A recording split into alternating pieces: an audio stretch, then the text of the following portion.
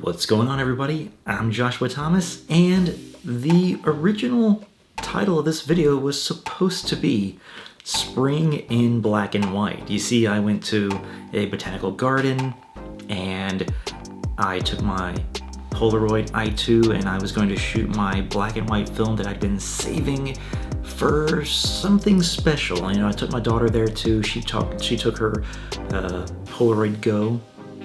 She ended up taking one photo, and then I had to take the rest for her because I guess she wanted to be in the shots.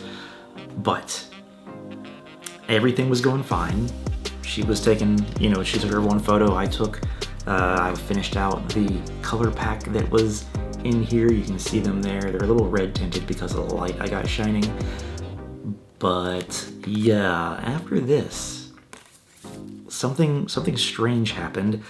I went to take photos with my black and white film, and yeah, I believe this is the first one that I took.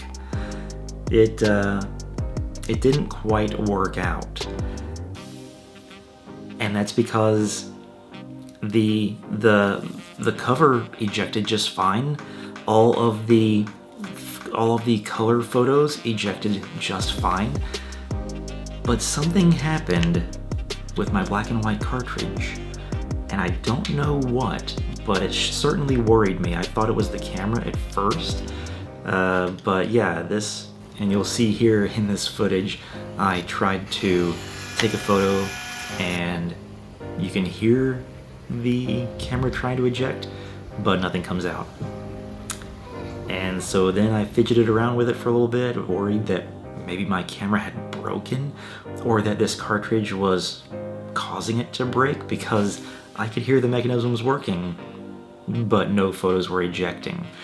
And I'm pretty sure it was the cartridge that was the culprit, but once again, as you can see here, I was certainly trying to figure out what was going on, and that is what resulted in this completely bleached out photo, because I had to take the cartridge out and expose it to direct sunlight.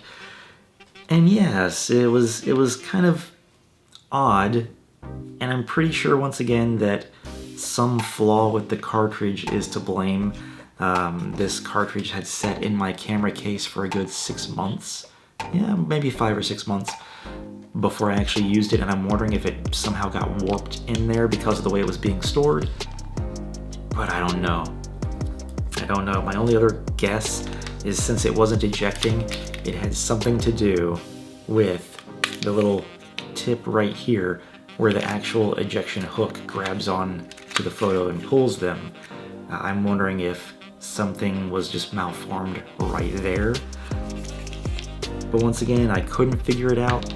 I was really worried about my camera, but once I popped in another color film pack, everything worked fine. But you know what? There is one lesson we can learn here, and it's how to turn lemons into lemonade. If you consider that to be lemonade. This is what I like to call ejection failure art. That's what you can do with a film that is undeveloped and that you know is going to be ruined for one reason or the other, whether it's because it got overexposed because you had to take the cartridge out or something else. Either way, this did actually eject through the camera after some finagling, but I was also able to take some other photos, and as you'll see in here, I also had some other failures, and we'll take a look at these real quick, because once again, I was able to get some of them to eject after messing around with them, having to take the cartridge in and out, and it did reset the count of film, so I had to keep that in mind. I had to keep a mental track of how many photos I had taken. And yeah, you can see here I was able to take another shot of my daughter on the spiderweb, and I'm really glad that this one did properly eject. But then I took another one and it once again didn't come out, and so I was just like, you know what? I'm just gonna take this, I'm gonna pull it out of the cartridge, and this time I'm gonna let my daughter play with it. So I let her mess around with it, squeezing the development chemical up into the photo itself and just messing around with it. It's actually kind of fun. These are going to sort of tarnish a little bit over time, but once you first do it, you're going to get some really deep blues in there, especially with the black and white photos. That's another thing. When it comes to that blue color, I'll show you guys a neat little trick you can do here at the end. Because the story's not over, I kept trying to take photos, and each time it wouldn't eject. And so I tried a few things, like after I took a photo, I would put my hand over the lens and then pull the trigger again, hoping that it would eject the film. Once again, it didn't. So I unfortunately had to just beat my camera against my hand and once again put my hand over the lens and push the shutter button. And on occasion that actually did work.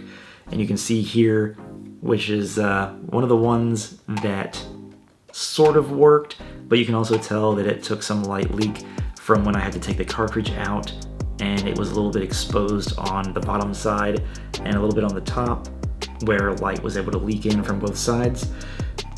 And then I was able to take another one, and I believe this one actually did eject properly without any problem. Once again, you just see the light leaks that are there from when I had to take the cartridge out to get ones out that were like this.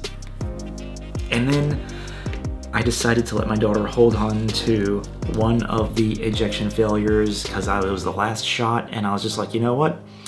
I might as well just use it to try and take a photo of Cora.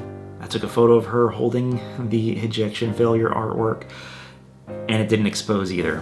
But since it was the last shot, I decided I would leave it in the camera and take it home and go into the darkest room in my house and just take the cartridge in and out in an attempt to get it to eject. And this is what that looked like. It was dark in there, so you couldn't see anything. But anyway, I actually did manage to eject it, and it turned out beautifully. So I'm really glad I saved that one until I got home and got into my own makeshift dark room. And one thing I just love about the black and white film for Polaroid is just how sharp it is. And that's why I was just really disappointed that I had this strange ejection failure happen on the second cartridge of black and white film that I've ever shot. So yeah, that's my story. I hope you enjoyed that. Once again, if this ever happens to you, you can troubleshoot it. And once again, unfortunately, having to beat the camera against my hand in an attempt to sort of move the photo out to where it would grab onto the rollers and eject was my best method. And then if you're in an area where you know you can get into a very dark space, you can eject the cartridge and put it back in and just keep doing that until it finally grabs the photo and pulls it out. It's never happened again. It's never happened again since then, and I hope it never does. And then now here's that neat trick you can do with black and white photos that you've just taken. And if you go ahead and scan a picture of it either with another camera or with your Polaroid app on your phone, you can sort of get this reclaimed blue look, and it's pretty neat. Now, I would probably put this through Photoshop to darken the dark tones and brighten the lighter tones to get more dynamic range out of it. But it's just a neat little thing that you can do while the photo is developing. Once again, it only works on the black and white photos because it has this blue shade to it when it is developing. So it's pretty cool.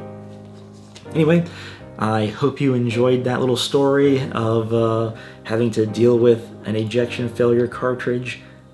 Hope it doesn't happen to you, but if it does, let me know what you managed to do. So, I hope you enjoyed this, and I hope you'll check out more on Jehu Film. Later, y'all.